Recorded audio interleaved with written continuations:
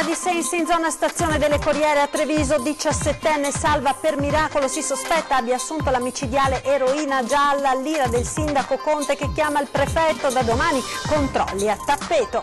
Macerata sul Piave ancora senza gas, operai al lavoro ma il disagio andrà avanti almeno fino a domani, situazione più critica in casa di riposo.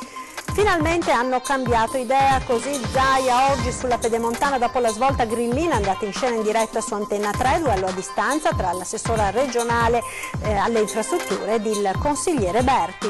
Immortalati dalle telecamere di sorveglianza i due giovani senza biglietto che per sfuggire ai controllori hanno spinto e colpito diversi passeggeri su un bus. Della Mom ferito un 13enne.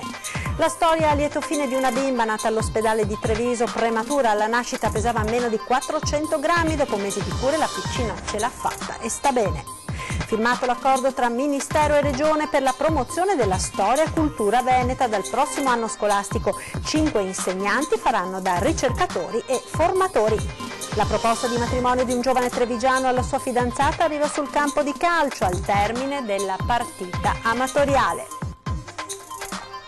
Buonasera e ben ritrovati con il telegiornale di Treviso. In primo piano l'avete sentito, l'incubo eroina gialla che arriva a Treviso dopo che ieri una 17enne è stata ritrovata in fin di vita vicino alla stazione delle Corriere. Il sindaco Conte annuncia da domani controlli serrati ed oggi i vigili hanno ritrovato della droga sotterrata ai giardinetti di Sant'Andrea. Ragazzina italiana minorenne ridotta in fin di vita dall'assunzione di droga, si sospetta l'ormai famosa eroina gialla stupefacente che solo 10 giorni fa ha ucciso a Udine una 16enne trovata morta nei bagni della stazione. È il sindaco Mario Conte a raccontare il gravissimo episodio, sindaco che si è recato di persona a ringraziare il personale del SUEM 118 intervenuto sul posto. Ieri questa ragazzina di 17 anni nel lungosile Mattei è stata trovata da dei cittadini e è stata soccorsa prima dai militari dell'esercito, poi dalla polizia municipale e poi dagli operatori del SUEM ed è stata salvata per miracolo. Questa ragazzina era sotto effetti di stupefacenti, era priva di sensi e quindi ha rischiato veramente grosso. Salvata per un soffio, oggi dice Conte potremmo stare parlando di una tragedia. Purtroppo l'età si abbassa sempre di più, noi sappiamo benissimo che la chiamano droga della ricreazione, del divertimento, magari viene usata dai giovani e pensano di usarla solo il sabato e la domenica, purtroppo poi cadono nella dipendenza. Droga acquistata a poche decine di euro, della cui pericolosità i ragazzi non si rendono conto. È di questa mattina l'avvio per quest'anno scolastico dell'operazione Scuole Sicure da parte della Polizia di Stato a Treviso e Conegliano, che comprende anche un'intensa attività antidroga. 25 i ragazzi controllati nel solo capoluogo e non ci si ferma qui. Noi adesso aumenteremo i controlli da parte della Polizia Municipale, ho già contattato anche il prefetto Laganà perché voglio che ci sia un'azione veramente importante contro questo utilizzo e lo spaccio di droga che sta caratterizzando alcuni quadranti della nostra città. Non è più tollerato, ieri ci è andata bene ma non vogliamo più correre questo rischio. Quindi l'appello che faccio ai giovani è di non fare uso di sostanze stupefacenti, ai genitori di controllare ciò che fanno i propri figli e poi sappiate che già da domani mattina ci saranno controlli da parte delle forze dell'ordine. Ed ora andiamo a Macerata, centro del paese ancora senza gas, operai al lavoro, ma il disagio andrà avanti almeno sino a domani. La situazione più critica in casa di riposo.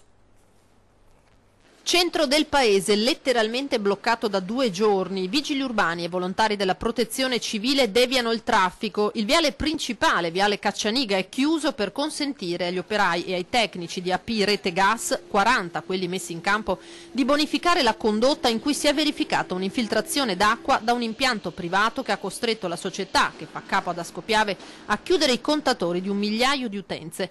Disagi in negozi e bar, così come nelle case dove il metano fa funzionare fornelli e caldaie. La casa di riposo e anche la scuola materna e la casa di riposo delle suore sono i 3 punti nevralgici, oltre appunto alle famiglie, e siamo qua cercando di trovare una soluzione per quanto riguarda per il momento i pasti e poi domani dovrebbero riallacciare la condotta del gas, perché oggi c'è un'operazione di bonifica delle condotte da parte della Pireti Gas. Per risolvere la questione pranzo, la casa di riposo ha fatto arrivare i pasti da un'altra struttura, pranzo al sacco o poco più per i bambini della materna.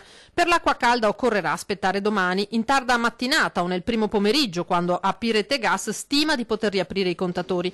E per fortuna non c'è ancora bisogno di accendere il riscaldamento. Siamo in un ottobre anomalo dove appunto siamo sopra i 20 gradi durante il giorno e quindi non fa freddo, e quindi diciamo che nel danno questo insomma ci aiuta, insomma. Mettiamola in lato positivo da questo punto di vista, sicuramente era meglio se non accadeva. Guasto imprevedibile, nessuna protesta del comune nei confronti dell'azienda che gestisce la rete, semmai, dice il sindaco, un ringraziamento. Per aver trovato il guasto o comunque la problematica e per aver portato qui 40 persone a lavorare sul territorio, insomma questo mi sento di dire ad Asco.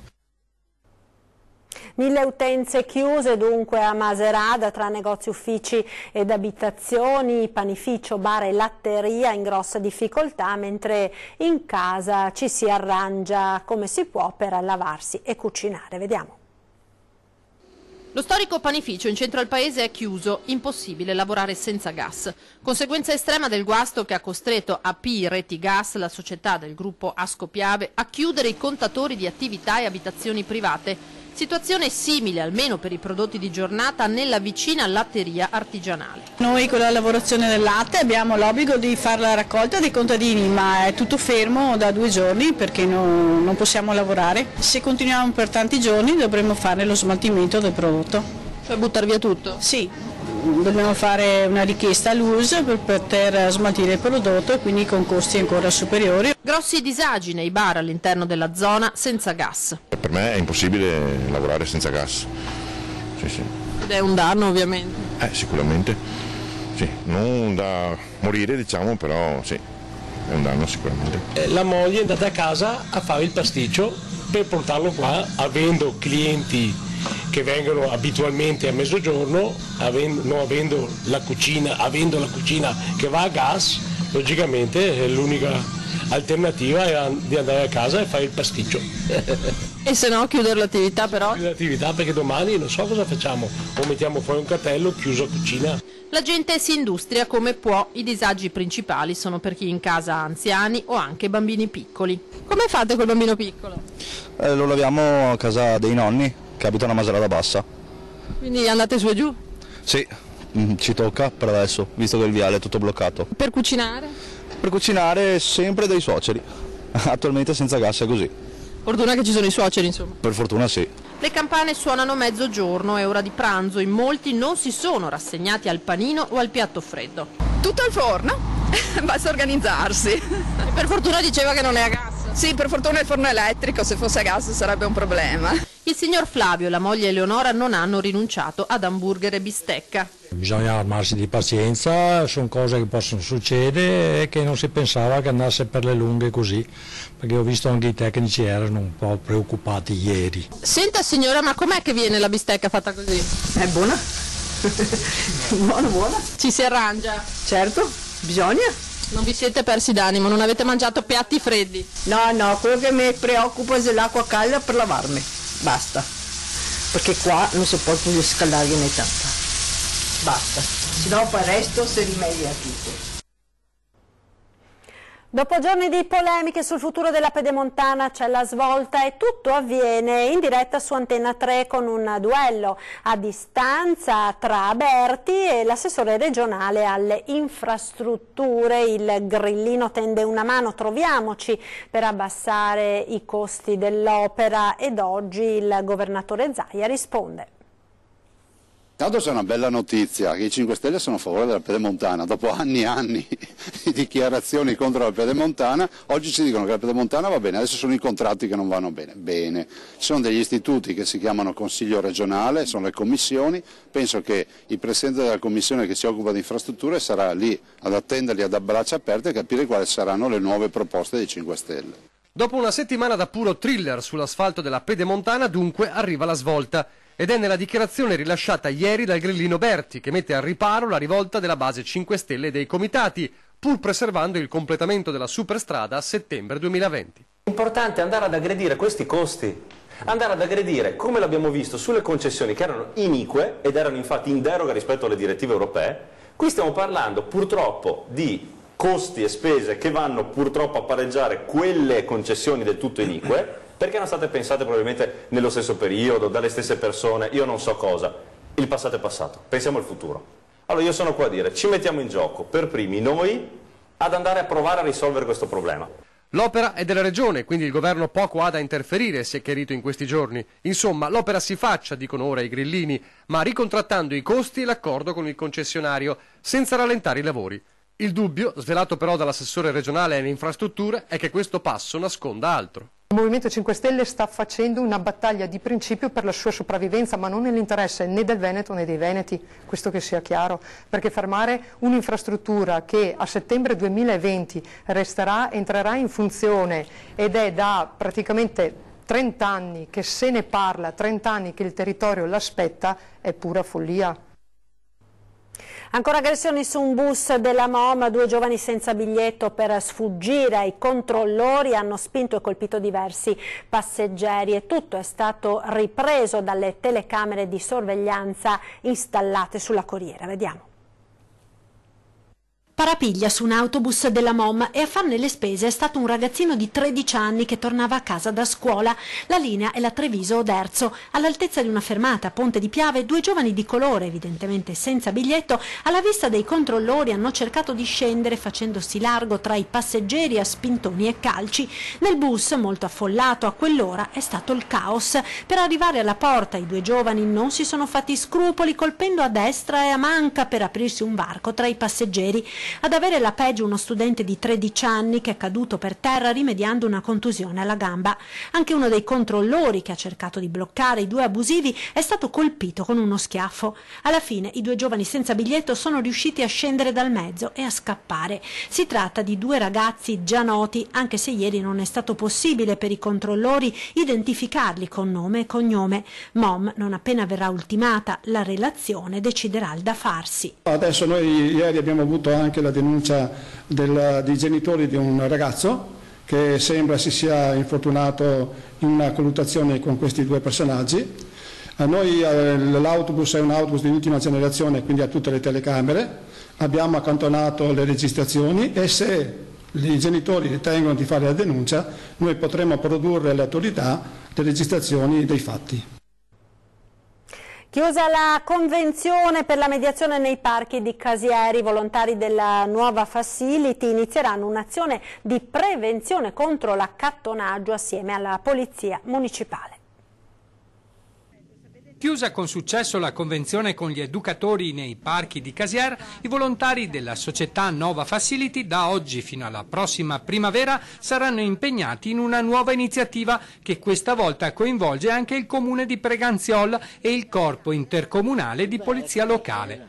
Abbiamo chiesto a Nova Facility di poter utilizzare gli educatori che si muovevano autonomamente nei parchi, di poterli utilizzare in quelle situazioni assieme alla nostra polizia locale, in quelle situazioni di disagio per il cittadino. Fianco a fianco educatori ed agenti della municipale andranno a sorvegliare i 2 CERD e gli ingressi dei supermercati, con la funzione di sensibilizzare culturalmente contro l'accattonaggio molesto. La nuova convenzione mira ad azioni di prevenzione e a interventi che portino, accanto alla presenza deterrente degli agenti, anche un approccio culturale alla soluzione dei problemi. Per poter parlare con i ragazzi e spiegare che non è un'attività lecita, fargli capire il contesto, come ci si approccia e quant'altro. La soluzione dei CERD è nota ed è simile in tanti altri ecocentri, così come quella al di fuori dei centri commerciali. Si tratta di un problema ormai storico che non abbiamo mancato di portare anche all'attenzione della prefettura, hanno spiegato Miriam Giuriati e Paolo Galeano. Così come stanno le cose, non siamo in grado di contrastare l'accattonaggio molesto con la sola polizia municipale. L'esperienza dell'educatore nei parchi è andata bene, il numero delle segnalazioni da parte della cittadinanza è notevolmente diminuito, ora si cambia bersaglio ma con lo stesso obiettivo. sensibilizzare questi ragazzi con i loro comportamenti a non creare situazioni di eventuale disagio nei confronti dei cittadini. Si interviene nel posto, gli si spiega quali sono le problematiche, quali possono essere le conseguenze delle loro azioni e quindi poi l'intervento di solito va a buon fine. Ed ora la storia a lieto fine di una bimba nata prematura all'ospedale di Treviso. Pesava meno di 400 grammi. Dopo mesi di cure la piccina ce l'ha fatta e sta bene. Quando è venuta alla luce prematura all'ospedale Cafoncello di Treviso pesava 399 grammi appena, una creatura minuscola ma evidentemente con una forza incredibile, perché la storia di questa bambina è un vero miracolo e dopo mesi di cure incessanti la piccola è potuta andare a casa con mamma e papà ad affrontare la vita. La particolarità di questa bimba è che nonostante fosse 28 settimane gestazionali pesava molto poco, sotto i 400 grammi. Bambini così piccoli a volte non vengono neanche assistiti in alcuni centri internazionali, quindi è stata davvero un'impresa riuscire a limitare quanto più possibile gli esiti che normalmente possono colpire questi piccoli pazienti. Per lunghi e difficilissimi mesi la piccina, assistita dai medici ed infermieri della terapia intensiva neonatale con le più moderne tecnologie per i neonati prematuri, ha lottato per vivere, fino a quando dall'incubatrice al lettino riscaldato è passata all'abbraccio della mamma. Questa bimba è stata anche assistita con la marsupioterapia, che anche questa è una tecnica che viene adottata in tutti i centri di terapia intensiva neonatale moderni e che prevede proprio che la mamma faccia da incubatrice, quindi quando la mamma è presente si pone il bambino tra i seni della mamma a contatto pelle a pelle per delle ore a seconda della disponibilità della mamma, e questo sicuramente favorisce l'attaccamento di un bambino che viene strappato alla nascita immediatamente per essere assistito dalle cure intensive, insomma. Alla fine la piccola ce l'ha fatta, ora è a casa con mamma e papà e sta bene. Le tappe neuroevolutive sono misurate alla tipologia di bambino e per il momento la bambina si comporta bene. Dall'anno prossimo la cultura veneta verrà insegnata nelle scuole. Questa mattina a Venezia il governatore Zaia ed il ministro all'istruzione hanno firmato l'accordo. Sentiamo.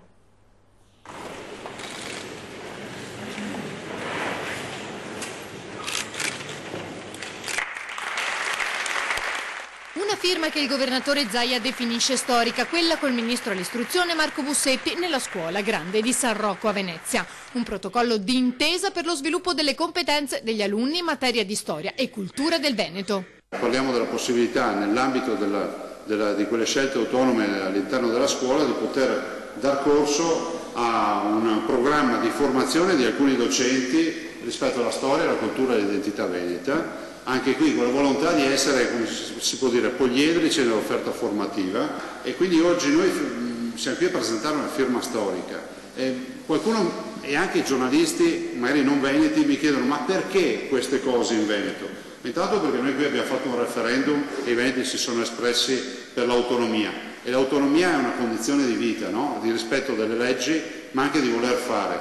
Lo diceva il vecchio presidente napolitano, diceva l'autonomia è una vera assunzione di responsabilità, e noi siamo una comunità responsabile come la Lombardia, l'Emilia Romagna, sono tutti quelli che chiedono di poter avere più autonomia. Il protocollo prevede la selezione di 5 insegnanti da destinare ad attività di studio, ricerca e diffusione di unità didattiche di apprendimento sulla storia e la cultura veneta. A partire dal prossimo anno scolastico opereranno a tempo pieno come ricercatori per coinvolgere docenti e studenti delle scuole che nell'esercizio dell'autonomia scolastica chiederanno la loro collaborazione.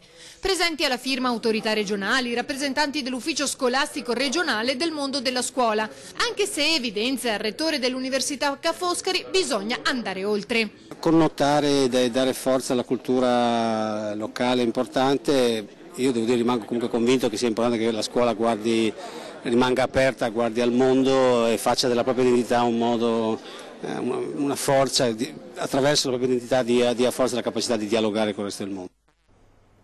Ci fermiamo ora per la pubblicità, tra poco.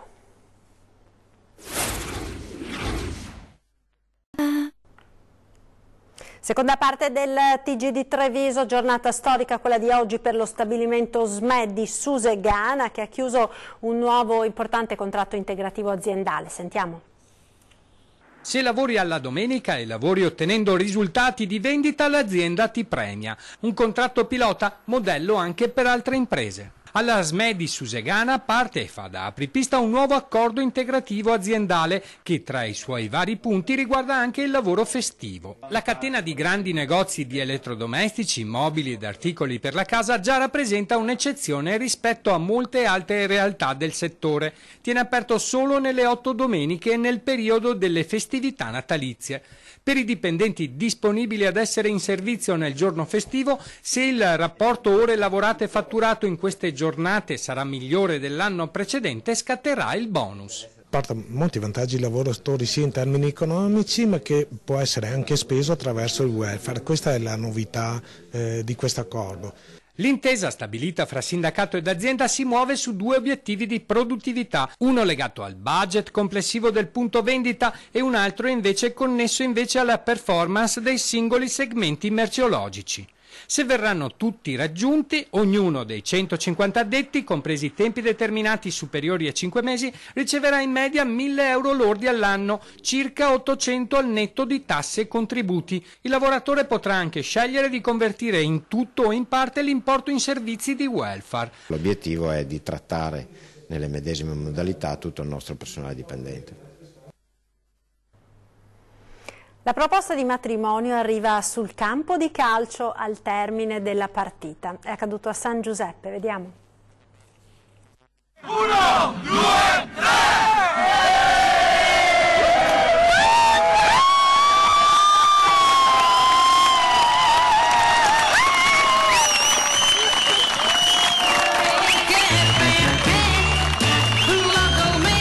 Metti una sera post partita, calcio amatoriale e allegria e metti una foto di gruppo che si trasforma in una proposta di matrimonio con tutti i crismi. Principe azzurro in ginocchio e anello d'ordinanza. E così per Giorgia Possamai, 27enne di Castagnoli di Paese, la serata per accompagnare alla partita il fidanzato Davide Ferronato, 29enne di Treviso, diventa un momento speciale. Accade a San Giuseppe dopo la partita di amatori Serie A tra i padroni di casa del San Giuseppe e il Lovadina. L'intrepido Davide è il capitano della squadra e in questo caso organizza uno schema di gioco davvero particolare davanti a un pubblico di un centinaio di persone. 1, 2, 3!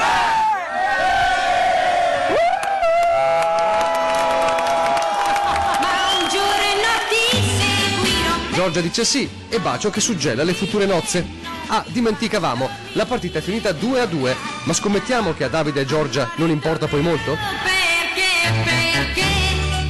la domenica mi lasci sempre sola per andare. E tanti auguri ai futuri sposi. Era questo l'ultimo servizio per il TG di Treviso. Vi ricordo tra pochissimo torna 20:10 in studio Cinzia Bonan, segretario della CISL di Treviso Belluno, e Giovanni Paccagnan, imprenditore. In chiusura come sempre un'occhiata alle previsioni del tempo per domani. Arrivederci.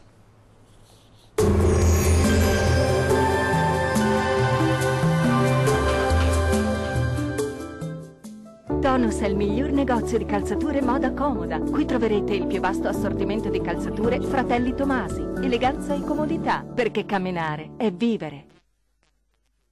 Ben ritrovati al meteo. Sulle nostre regioni sarà un'altra giornata grigia e non mancherà qualche pioggia, ma vediamo il dettaglio.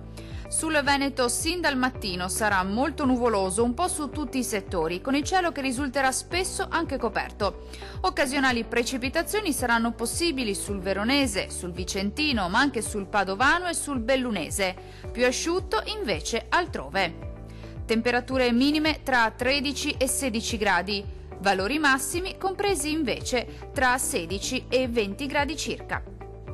Vediamo ora che tempo farà sul Friuli Venezia Giulia. Sarà molto nuvoloso sin dal mattino e per tutto l'arco della giornata. Il cielo infatti sarà coperto un po' su tutte le province, ma il tempo si manterrà in genere asciutto. Non sono infatti previsti fenomeni degni di nota. Temperature minime tra 15 e 16 gradi, massime oscillanti invece tra 20 e 22 gradi circa. Vediamo infine la situazione meteorologica del Trentino Alto Adige.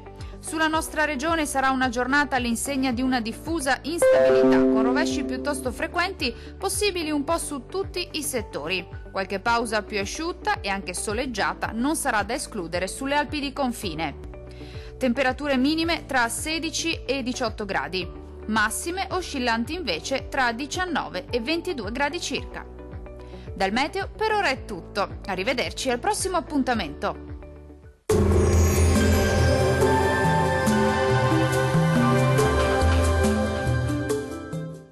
Tonus è il miglior negozio di calzature e moda comoda. Qui troverete il più vasto assortimento di calzature Fratelli Tomasi, eleganza e comodità, perché camminare è vivere.